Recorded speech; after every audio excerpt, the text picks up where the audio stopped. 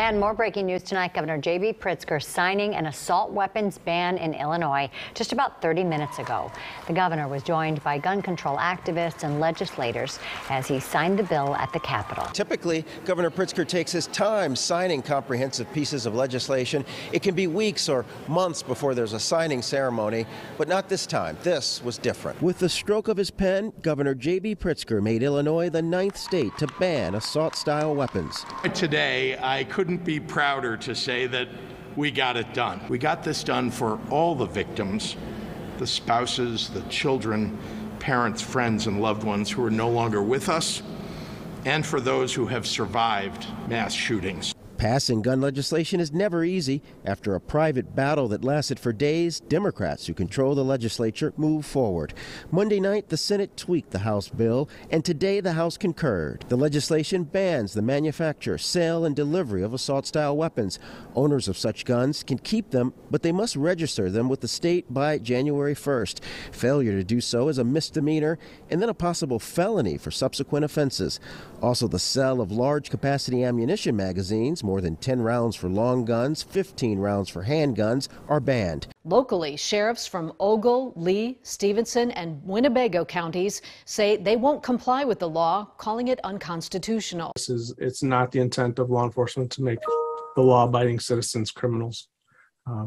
They have a right to defend themselves. They have a right to possess and own firearms, and that's upheld in the Constitution. And as your constitutional sheriff, that's something that we plan to continue with. Last night, Governor Pritzker addressed those who would choose not to enforce the law. The fact is that, yes, there are, of course, people who are trying to politically grandstand, who want to make a name for themselves by claiming that they will not comply. But the reality is that the state police is responsible for enforcement, as are all law enforcement all across this state. And they will, in fact, do their job, or they won't be in their job. The fact that Chicago was able to pass an assault weapons ban doesn't surprise me. And it doesn't surprise me because, unbeknownst to a lot of people, the easiest, or one of the easiest gun control laws that you can actually get passed these days is actually an assault weapons ban. There are 8 other states in this country that have assault weapons ban. And there's one thing in common that all of these 8 states have, and it's they're run by Democrats. And I keep saying this over and over and over again to all of my liberal gun-owning friends out there, that if you're voting for Democrats, you're voting for gun control. If you're voting for Democrats, you're voting against the Second Amendment. If you're voting for Democrats, you're voting against your ability to own a gun. And this proves it. Chicago is literally the genesis state for one of the most important Supreme Court decisions that we've had in this country. And it was based on the fact that Chicago, Illinois literally banned everyone from owning a gun in the city. I want you to think about that for a second. We had to go to the Supreme Court to get them to establish the fact that people in Chicago had a right to own firearms, to own handguns, firearms essentially. No, not own what so-called assault weapons, whatever the hell moniker they want to place on these things to make them seem more dangerous than they really are, but merely handguns. Supreme Court decided that was unconstitutional after decades of having this as a law. Now we fast forward to today, and now they're banning so-called assault rifles or assault weapons, which, like I said before, is a made-up political name to scare people. And that's a reason why it's easier to pass an assault weapons ban than it is any other gun control law. Because all you have to do is get a state that's run by Democrats, and you get them to push an assault weapons ban, and the people who are in the middle who don't know anything about guns just see scary guns, and they say, we're going to ban these things. All they have to do is wait for a mass shooting to happen, or wait for some tragedy to happen. It doesn't even have to involve an AR-15 or any other gun that they consider an assault weapon, which essentially at this point is damn near every gun. There just needs to be some type of tragedy, and they'll use that tragedy to push an assault weapons ban, and if it's run by Democrats, they'll push it really hard, and then the people will vote for it and say, yeah, we did something, we feel good about ourselves. That's how you do it. The gun control lobby has been using this tactic for a very long time now. That's why one of their tactics is to turn states blue. Out in Texas, because we're going to flip that state.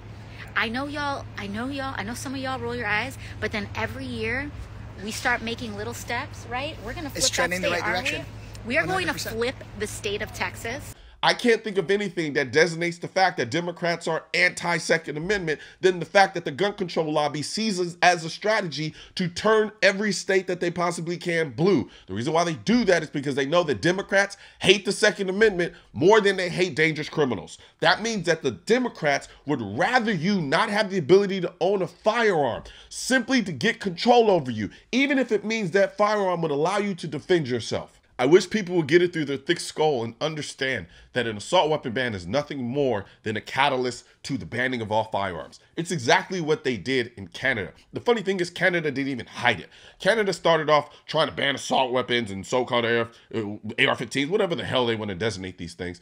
And what essentially happened is they said it themselves. They were like, we know that handguns actually are responsible for most of the gun deaths in this country, but we want to ban these assault weapons first. And then inevitably what it ended up doing was banning handguns after the fact because nothing changed. Let me share with you some statistics to illustrate why this is so important. The number of handguns in Canada has increased by 70% since 2010. Since 2011, firearms-related homicides have gone up nearly 40%, and handguns were the most commonly used weapon. It doesn't take a genius to see that if the vast majority of your gun violence is being done with handguns, banning assault weapons or banning the AR-15s, because that's what they really mean, is wanting to ban semi-automatic rifles. Banning those things, if they're not used anywhere to the degree that handguns are being used, isn't going to do anything to stave off any other violence. If your idea is that banning guns will actually make gun violence stop. It doesn't take a genius to see that. And they know this, but they also know they have to start small and creep their way up to where they actually want to be. And we keep letting them do it. We keep letting them sell this on this emotional argument that banning big scary guns is somehow going to make us safer. We have over 400 million guns in this country. The guns aren't going anywhere. The only people who are going to abide by this law are law-abiding citizens. We're not worried about those people, but yet and still we keep letting them make laws that restrict us. They restrict us, and we keep letting them do that. And I keep saying we because somebody voted for these people. Somebody put these people in power. So someone's got to take that blame. And I assure you, there are probably people who consider themselves pro-Second Amendment, but also vote Democrat and think that they had nothing to do with this.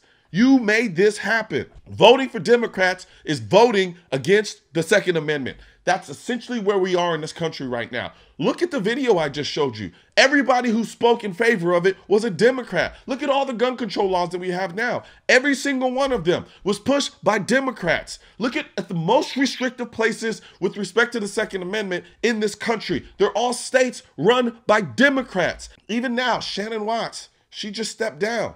I guarantee you she's going to start running for politics. You want to know why?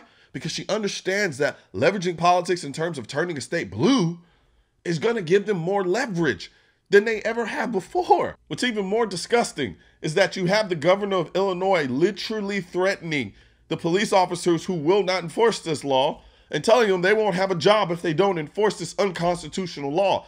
You have the governor of a state in our country threatening law enforcement that if you do not violate the Constitution, you will not have a job. But I got to give kudos to the individuals in this video who said that they weren't going to comply because this law is unconstitutional. We've already established in the Supreme Court that guns that are in common use cannot be banned. We have over 20 million freaking AR-15s in this country. It is the most popular rifle in this country. Banning them is unconstitutional. On top of that, now requiring people who already have them to register them. Why do you think they would want people to register their guns so they inevitably can take them? But who am I fooling? We all know why the governor is doing this. By and large, he's doing this because he wants to run to be the president. This just is what it is. Everybody knows it. And how do you demonstrate to your party, the Democrats, that you're loyal to them and get them to be on your side to get you to be in a position to run for the president? You pass an assault weapons ban. You know, we talk a lot about empowerment in this country, except for when it comes to the Second Amendment. However, I can't think of anything more empowering than having the most effective tool to protect you and your family. So help me spread this message by liking and sharing this video with everyone you know. And don't forget to subscribe and leave a comment, because the Second Amendment, when it said militia, it wasn't talking about the government. It was talking about you. Also, if you want to know where to find the I'm the Militia shirt and merchandise, click the I'm the Militia link in the description section of this video. And don't forget to subscribe to the channel, and most importantly, make sure you hit that bell symbol.